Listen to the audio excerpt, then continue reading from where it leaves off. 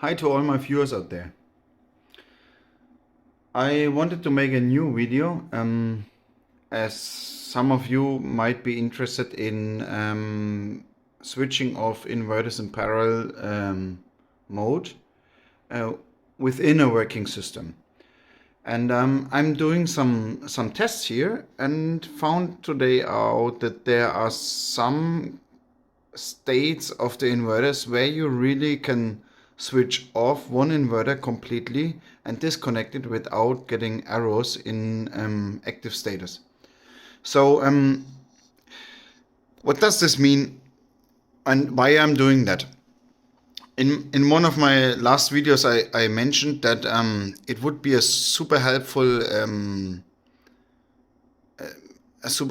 function if you can switch off in one inverter in a parallel mode or several inverter in a parallel mode when you don't need those, especially in winter times when you don't have that much energy coming from the roof and overnight you don't need for example 5 kilowatt and 5 kilowatt from both inverters, so you can switch off one inverter and you are saving the standby or the own consumption of the inverter.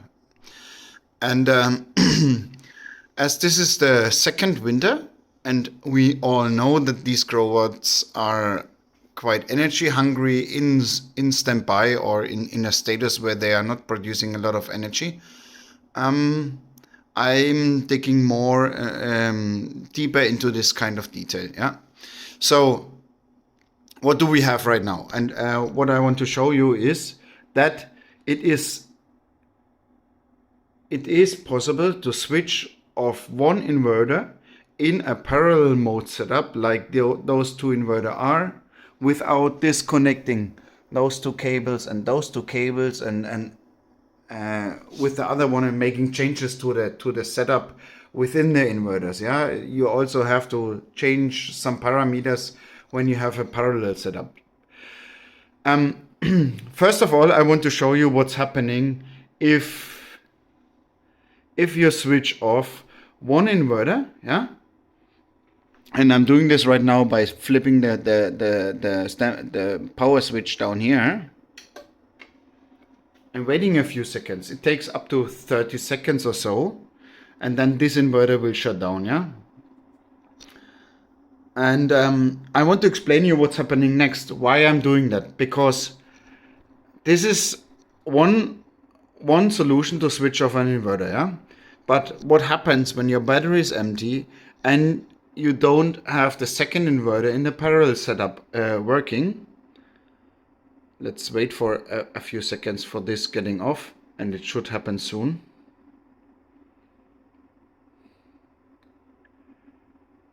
It should happen soon.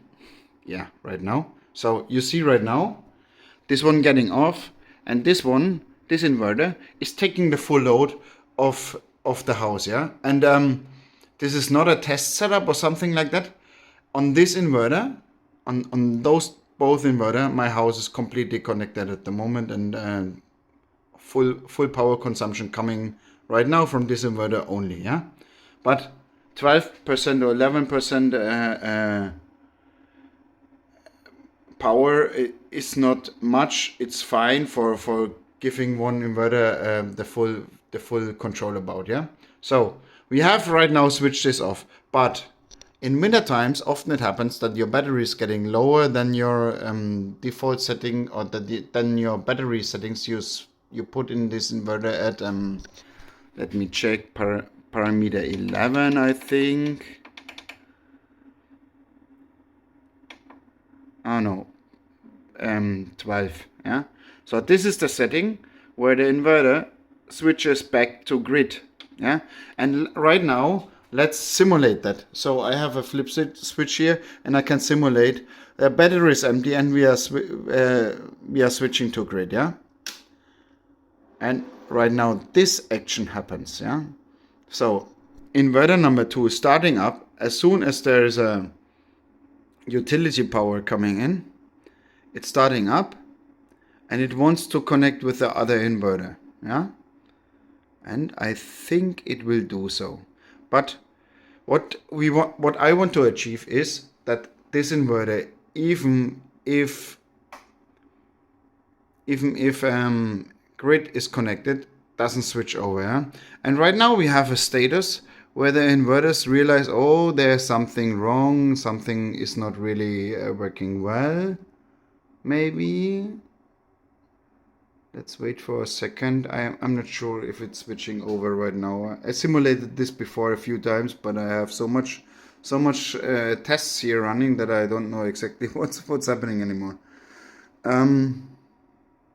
Yeah, it will not flip over because. Give me a second. Yeah, of course.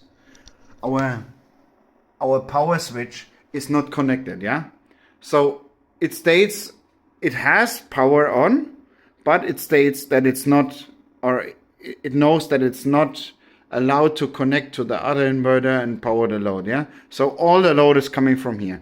But what I'm doing right now, I'm flipping the switch, and let's wait for a few seconds.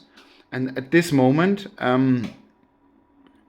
it makes some switching over here, and you will see suddenly in 10 seconds or so it's switching over to grid in both inverters. Give it a second. Right now we are on grid. Yeah, so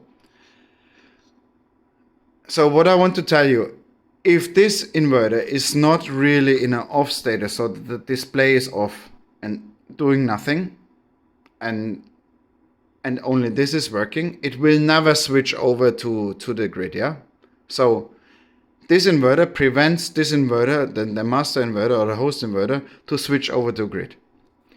And for this, I tried to find a kind of workaround right now, how I can prevent making this a malfunction if this is off.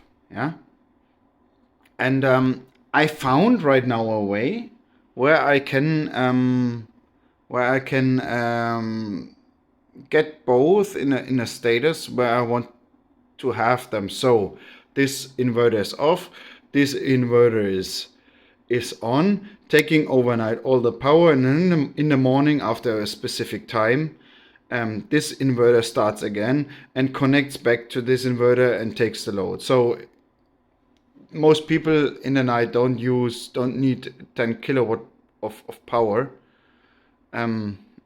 especially with this inverter. One of those has 5 kilowatts, and for this there is a way to switch this over. So let me show you right now what I'm doing. I'm getting back to the original status. Both inverters are working from the batteries I have here. Yeah, and yeah, what I have to do first is to get this inverter off. So what happens in the night, let's say 12 o'clock or midnight, this inverter shuts off. Okay, and it shuts off. So let's take this few seconds to get it to a down state where it's not doing anything anymore.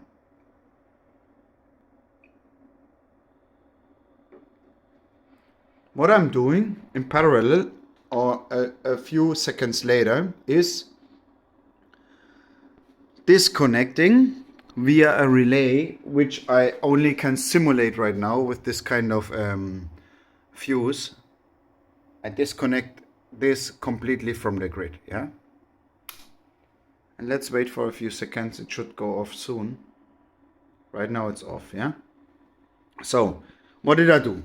I switched off this flip flip switch, and I switched off the incoming phase or the power in. Yeah, and right now, which is which was a super interesting part for me. I'm switching. I say, okay, right now the battery is empty. I don't have enough battery anymore. Battery is coming down to the 20% level, and then it switches via this dry contact here I have. Yeah, it switches over to grid, and it switches to grid and completely switches the master inverter to the grid. And the master inverter is right now taking the full power. The slave inverter is completely in an off state, so no power consumption, or let's say let's measure it. I have a measurement from with DC current. Let's see what's coming in here. So you see it's not taking any power anymore. Yeah, it's really, let's make a zero, measure again. Yeah, it's 0.3 amps. This is really nothing on I think this is a measurement issue, but you can see this inverter is completely in an off state, doesn't do anything. This inverter is taking over the full power, and in the morning, let's say at 6 o'clock, or you can use it by time or by a controlling or by something else. Yeah, you can decide when you want to switch it off on again. You can switch this inverter with this status back on, but at this moment you have to switch also on the grid. Or let's say in the morning the power is coming back, let's switch off the grid. Right now we are back on battery state. This is an easier way, and the other way is also working, or there is some kind of way how to get this working. And then you switch on this second inverter again, and it starts up, and you will see it takes a few seconds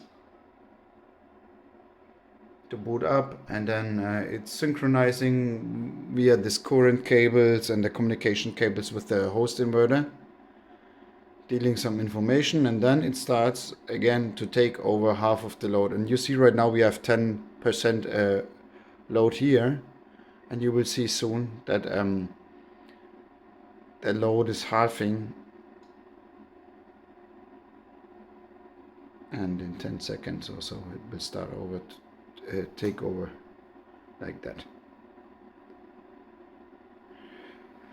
So